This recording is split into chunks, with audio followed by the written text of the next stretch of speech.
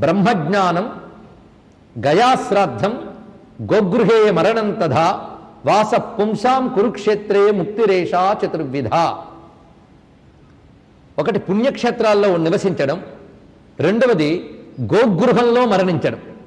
గోగృహము అంటే గోశాలలో శరీరత్యాగం చేయడం, దాని తర్వాత గయలో శ్రాద్ధం పెట్టడం, ఇంకొకటి బ్రహ్మజ్ఞానం.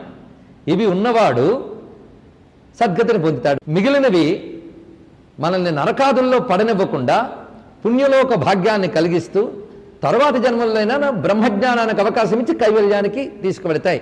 అందుకే క్రమముక్తికి హేతువులవుతాయి. ఇందాక చెప్పినటువంటి గయాశ్రాద్ధము, గోగృహ మరణము, పుణ్యక్షేత్ర వాసము క్రమముక్తి హేతువులవుతాయి.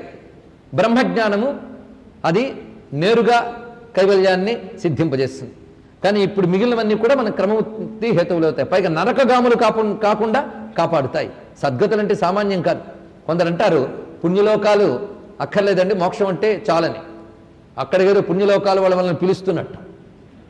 వాటికి వెళ్ళే యోగ్యతనే ఉందో లేదో ప్రశ్నించుకోవాలి. నరకంలో పడకుండా ఉండడానికి ఇవన్నీ నరకంలో పడ్డానికి పనికొచ్చే పనులు, మాట్లాడేవేమో వేదాంత వాక్యాలు. ఏం ఫలితం ఉంటుందండి ఇక్కడ? కనుకనే శుద్ధత లేని వాడికి వేవి లేవు. అందుకే మహాత్ములైనటువంటి వారు కూడా వాళ్ళు స్వయంగా బ్రహ్మజ్ఞాన సంపన్నులు అయినప్పటికీ కూడా మనకు ఒక సత్కర్మను చూపించడం కోసం వాళ్ళు ఆచరించారు. యజ్ఞాచరసి శ్రేష్ఠ తత్తదేవేతరో జన అని చెప్పినట్లు లోక సంగ్రహ చికీర్షయ వాళ్ళు ఆ పని చేశారు. అందుకు ఇవన్నీ కూడా ఉత్తమమైన ఫలములు. పైగా ఇవన్నీ క్రమంగా మనకి ముక్తికి హేతువులవుతాయిట. అందుకే పుణ్యక్షేత్రానికి ఇక్కడ ఉదాహరణగా కురుక్షేత్రం అని చెప్పారు. అలాగే కాశీవాసం ఇత్యాదులన్నీ వివరించబడుతున్నాయి. పైగా పుణ్యక్షేత్ర నివాసము, పుణ్యక్షేత్ర మరణం గురించి ఒక ప్రత్యేకంగా వివరించారు ఇక్కడ.